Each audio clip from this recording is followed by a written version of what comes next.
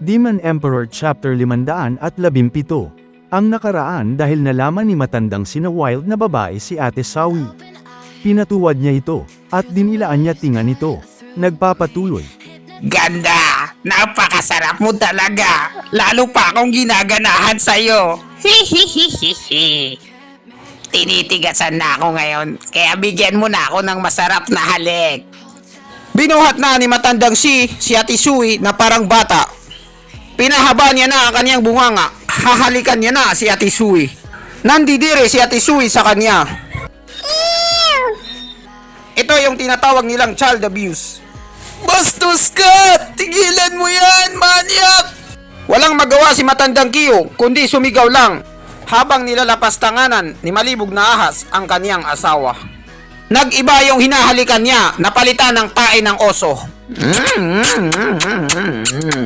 Naamoy niya ito na mabaho, kaya napatingin siya. Laking gulat niya na si Chupa na pala ang kaharap niya, hindi si Ate Sui.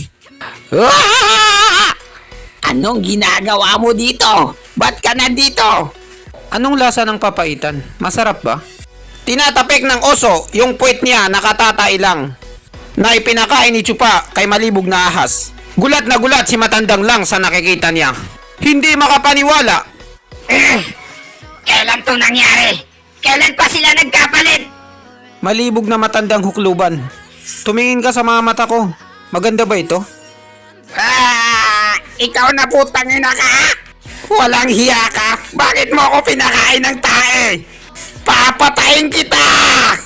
Tingnan mo na lang ito. Mayroon ako mga magagandang mga mata.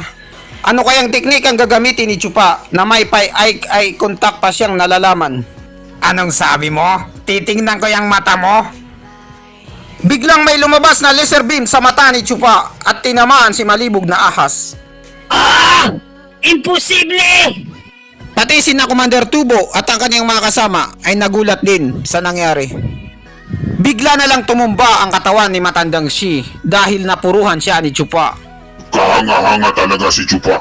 Ang una niya munang ginawa, pinakalma niya muna si matandang lang gamit ang matatamis na salita. Tapos may plano pala siya kay matandang Shi. Tuso talaga si Chupa. Napakalupit niya. Matandang Shi! Malibog na ahas! Nag-alala si mabangis na tigre kay matandang Shi kaya napalingon siya dito. Matandang Lee, umatras muna tayo. Tinawag ni Chupa si matandang Lee dahil nakatayo lang ito at nakatunganga. Ano? Tatakas kayo? Napatingin siya ulit kay matandang Lee. Napabalik ulit siya ng tingin kay Chupa. Tinira pala siya ni Chupa ng laser beam. Buti na ilagan niya. Muntikan na ako dun ah. Sayang, hindi ko siya tinamaan. Yung teknik na ginamit ni Chupa ay kapareho kay Cyclops. Kaso isang mata lang ang nagagamit. Wala nang lakas si Chupa. Lobat na siya. Dahil 2 beses niyang ginamit ang laser beam ni Cyclops. Hindi niya na kayang makatayo sa sarili niyang mga paa. Inalalayan siya ni matandang Lee. Hoy, matandang kalbo! Tara na! Kakatanggal lang ng pagkakagapos kay matandang Q. Tumakbo na ang grupo ni Chupa papalayo sa kalaban. Ano ba ang nangyari? Paano nila napuruhan ang ulo ni malibog na ahas? Hindi makapagsalita si matandang lang dahil kasalanan nito. Kasalanan to ni JP. Paano ko malalaman? Sa 1 segundo lang nasa harap ko siya. Pangalawang segundo, nandun na siya kay malibog na ahas. Hawak-hawak siya. Tapos, tinanggalan niya ng ulo. Bago ko pa ito makita, patay na siya. Nakuha niya na ang hinahanap niya. Deserve niya yan.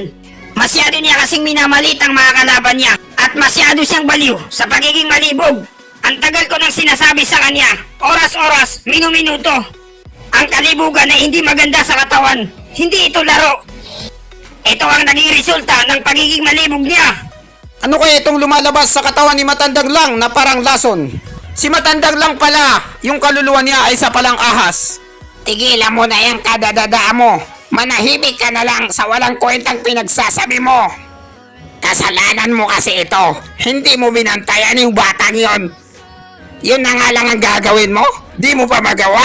Nagsisihan na yung mga matatanda. Ang putangin ng hayop na yon. Sinira niya ang katawan ko. Wawasakin ko ang kaniyang kaluluwa. At kukunin ko ang kaniyang katawan bilang paghihiganti. Matandang lang, tulungan muna kaya natin si malibog na ahas. Makakuha ng bagong katawan. Yan nga ang gagawin natin. Kung hindi lang tayo nagka-problema sa putangin ng ahas na to.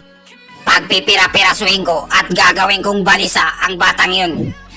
Ano pa ang hinihintay niyo? Kunin niyo na siya! Ngayon wala akong katawan, mabilis akong maubusan ng lakas. Ilang oras na lang ang itatagal ko. Kailangan mahuli niyo na ang batang yun. Ba't hindi ka muna kumuha ng katawan mo? Marami naman dyan ah. Kumuha ka muna ng katawan, saka tayo aalis. Nagtatalo na naman si Matandang Lang at Matandang Shi. Walang kwenta ang ibang katawan na yan. Ang batang yun ay sinira niya ang katawan ko. Kaya nararapat lang na ang katawan niya ang ipalit ko. Kapag pinatagal ni pa ito, magiging katawa-tawa ako sa buong sexto natin. Dali-dali na silang iniwan ni Matandang Shi at hinabol si Chupa. Ang putang inang ahas na to, isa siyang malaking kahihiyan sa ating beast timing sexto. Minumura ni mabangis na tigre si malibog na ahas habang wala siya. Sabay sumunod na silang dalawa at lumipad para habulin ang grupo ni Chupa.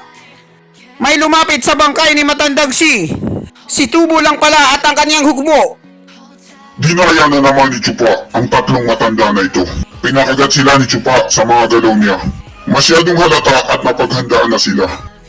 Mula nang simula pa lang, ang mga alas natin ang gusto niyang pundiryahin. Kapag natanggal niya na sila, saka na magsisimula ang laban ng mga sundalo. Pero kahit na yun pa rin ang gawin niya, mas mahina pa rin sila kaysa sa atin. Hindi sila makakalamang sa atin. Para saan pa yun? Para mapaliit niya ang problema ng mga kasamahan niya.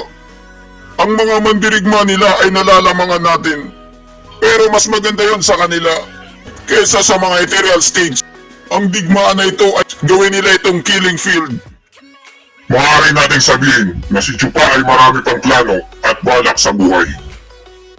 Kapatid kong tiisan, ano ang ibig mong sabihin kay Chupa? Hindi niya lang ba sila basta pinapahabol?